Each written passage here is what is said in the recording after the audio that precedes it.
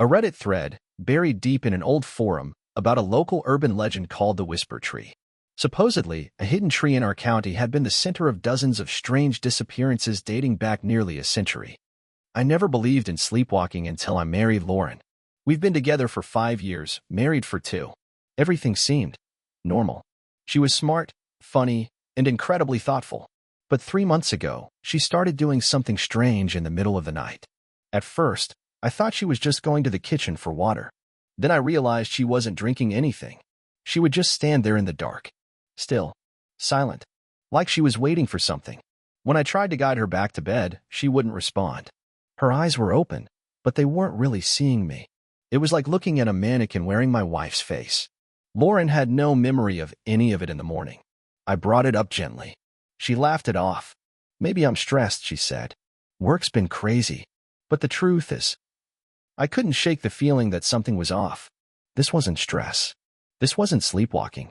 It felt like something was pulling her out of bed every night, something she wasn't aware of. So one night, I decided to stay awake. At 2:17 a.m., she sat up. Not gradually. Just up, like a machine booting back to life. She walked straight to the coat closet, opened it, stood there. Then she whispered something I couldn't hear. I recorded it, played it back 100 times. It was low, hoarse, like someone trying not to wake a child. All I could make out was, "He's still in there." I froze. The next morning, I asked her again if she remembered anything. She smiled like nothing was wrong. "Babe," she said, "I think you need more sleep." She was right, but not for the reason she thought. Because that night, I followed her. She left the house barefoot, walked half a mile down our street, turned down an alley, crossed into a wooded area behind a rundown strip mall, never once looking around. And then she knocked on a tree. Not on a door. On a tree. Once. Pause. Twice. Pause. 3 times. And then she just waited. I swear I heard something knock back. I ducked behind a dumpster, barely breathing. My phone was recording, but the screen was shaking in my hand. She stayed there for maybe 5 more minutes, then turned and walked back home like nothing happened. She got into bed, still asleep. I didn't sleep at all. The next day, I called her sister, asked if Lauren ever had issues like this as a kid. Her voice went quiet. Then she said, "You didn't find the door, did you?" "What door?" I asked, but she hung up. Now I don't know what's scarier, my wife's strange behavior, or the feeling that something is waiting for her to come back. And last night, there were muddy footprints leading from the woods to my side of the bed. I didn't confront Lauren the next morning. I couldn't. How do you tell your wife that someone might be guiding her through the woods in her sleep? Instead, I acted normal. I made coffee. I asked how she slept. She smiled, like a rock. But that smile, it didn't quite reach her eyes. That day, I went back to the wooded area, alone, in daylight. I retraced her steps, down the alley, behind the strip mall, and into the trees. There it was, the same gnarled tree she had knocked on. And I swear to God, there were marks on the bark. Not random. Symmetrical. Circular, like someone had carved around where a handle might be. Like it was a door. My heart started pounding. I leaned in, knocked, once, twice, 3 times. Nothing happened. No sound. No whisper.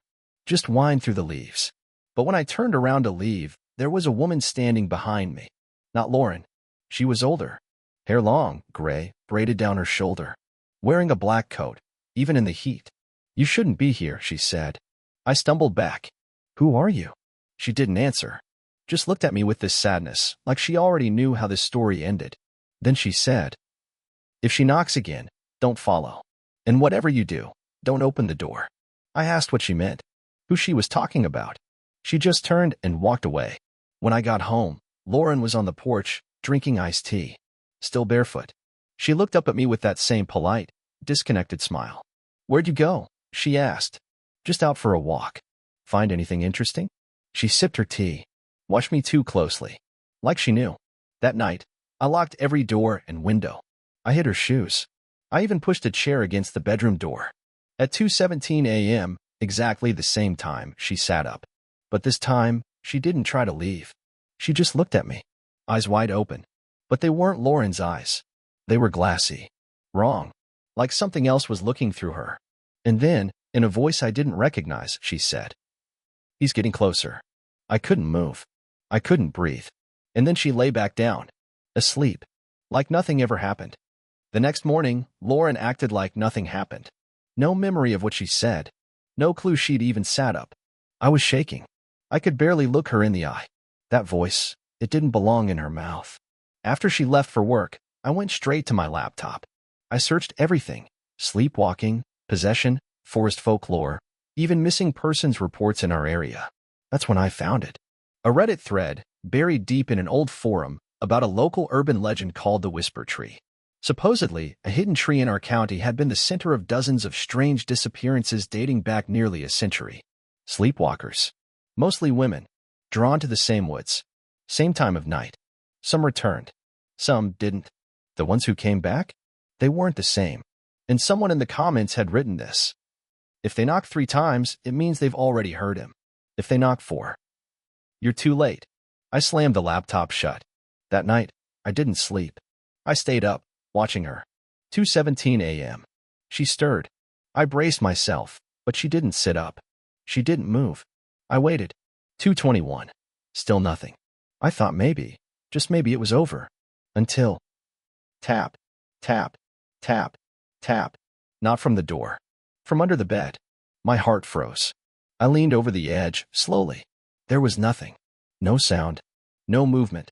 Until she whispered, without moving her lips, "You shouldn't have looked for him." I backed away, nearly falling.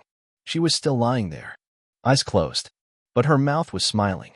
The next day, I packed a bag and drove to my brother's house 2 towns over. I told him I needed a break, just for a few days. Lauren didn't argue. She just stood at the doorway as I left.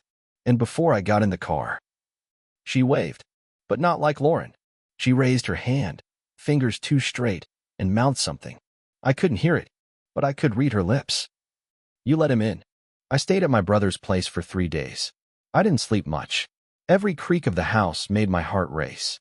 Every time the wind tapped the window, I flinched. But the worst part? She was texting me. "Are you okay? I miss you. Come home soon." The messages, they sounded like her. But they felt wrong. Like she was copying how Lauren used to sound before that night. Then, on the 4th morning, I got a voicemail. I wish I'd never pressed play. It was just breathing. Wet. Ragged. Then a whisper. "He doesn't like to wait." I smashed my phone. I was done pretending this was normal. I drove back to the cabin. Not to stay, just to grab our important stuff and leave for good. When I got there, everything looked untouched. But the air inside felt heavy, like it was watching me.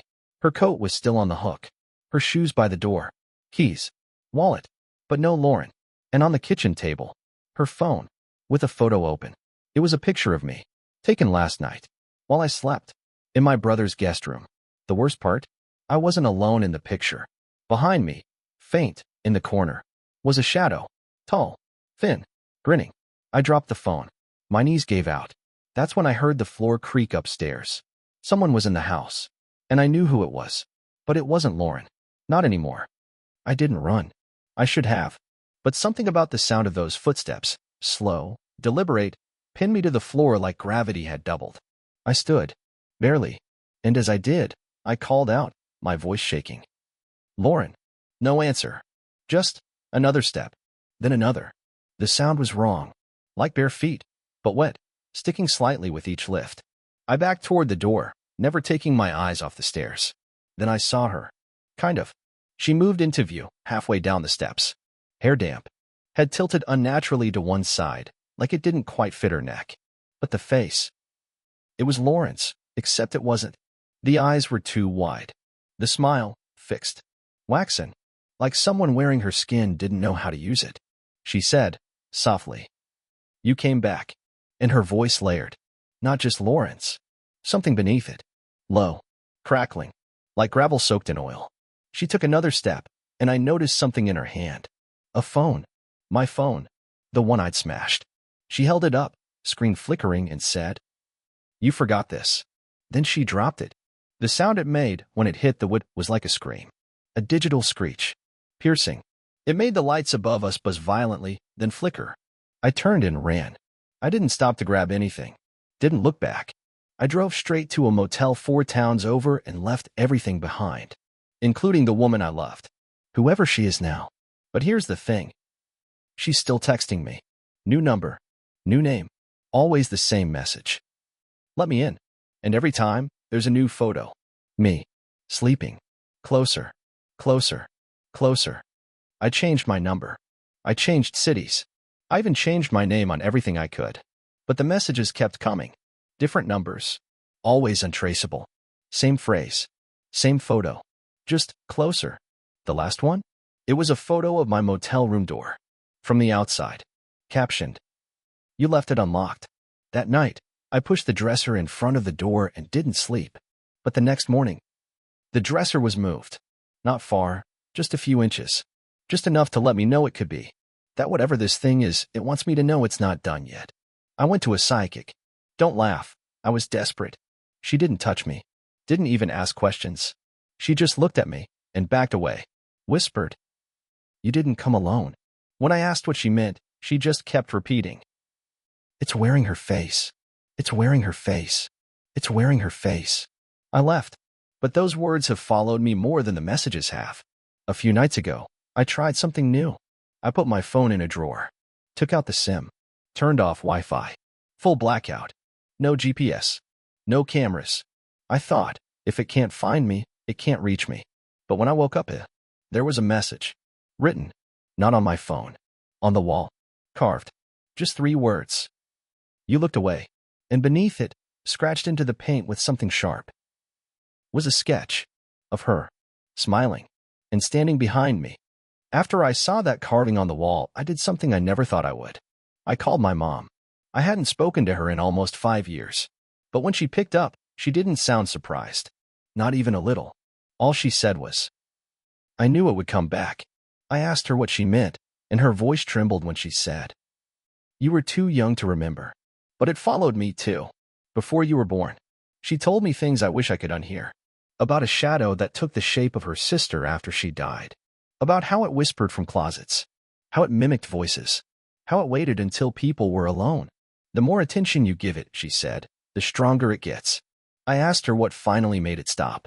She said it never did. She just learned how to ignore it. But here's the thing. I think ignoring it is what made it angrier. Last night, I left every light in my room on. No shadows. No silence. Just buzzing, humming, warm light. I even slept with sunglasses on, just to convince myself I was safe. But at 3:33 a.m., every bulb burst. Instant darkness. Then the sound of slow, dragging footsteps across my ceiling. And then the voice. Her voice. Even the light belongs to me now. When I turned on my flashlight, I wasn't ready for what I saw. It was me, standing in the corner. My exact face. My exact pajamas. My exact terrified expression. But the eyes weren't mine. They were hers. And she whispered, "You don't get to run anymore." I dropped the flashlight. Not out of fear, but because she blinked. That thing, that copy of me, blinked before I did. Like it was waiting. Like it knew the exact moment my fear would peak. I backed toward the door without taking my eyes off it. Her. Me. And then she tilted her head, just a little, and smiled. But not with her mouth. With her eyes. They stretched in a way that human skin shouldn't stretch. Wide. Hungry. Like she was wearing a mask made of my own face, and it was starting to slip. My hand fumbled on the doorknob, but it wouldn't turn. I was locked in. "Where are you going?" she asked in my voice. "You brought me here." I finally slammed my shoulder against the door, again and again, and when it burst open, I swear, I felt something grab my ankle as I fell out into the hallway. But when I looked back, the room was empty. No lights. No copy. No broken bulbs. Nothing. Just silence. And then I saw it, carved into the back of the door. "Only one may stay." I didn't sleep. I didn't breathe right for hours. I've checked every mirror, every photo on my phone, every reflection in every shiny surface. And I swear, in half of them, I'm not blinking. But she is. It's been 3 days since I saw her. Since I saw me. I haven't told anyone. How do you explain to your friends that your own face tried to trap you in a locked room and might still be out there, wearing your skin like a perfectly tailored suit? I tried destroying every mirror in the apartment. Even the shiny black screen of my TV made me flinch. But it's not enough. Because I saw her again. Not in a reflection this time, but in public.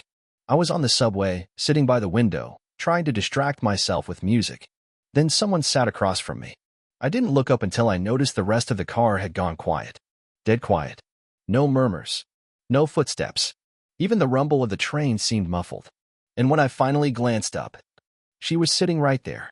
Not blinking. Not breathing. Just smiling. Wearing my face.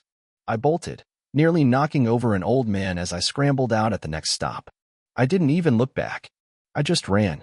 When I got home, there was a voicemail waiting. A static-filled message with just one word. Trade.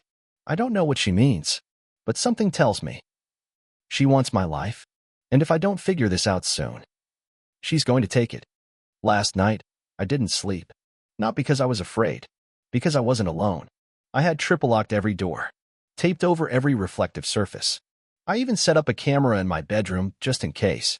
Around 3 a.m., I finally gave in and sat down at my desk, scrolling through old photos. Back when things were normal. That's when my bedroom door creaked open. I froze. No footsteps. No sound. Just the door. Then I heard it. Breathing. Not mine. I slowly turned around, my phone camera in hand, ready to record. But no one was there. The breathing stopped. And then, a whisper.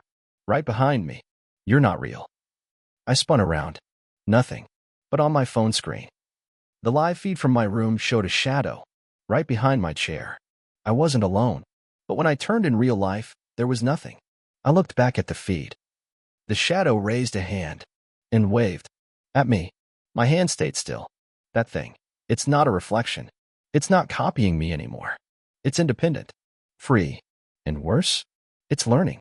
Tonight, I'm going back to where this started, the mirror from my old apartment. I think it's still there in the storage basement. Covered, cracked, but not destroyed. I don't know what I'm expecting to find, but I need answers before my reflection decides I'm the copy and erases me for good.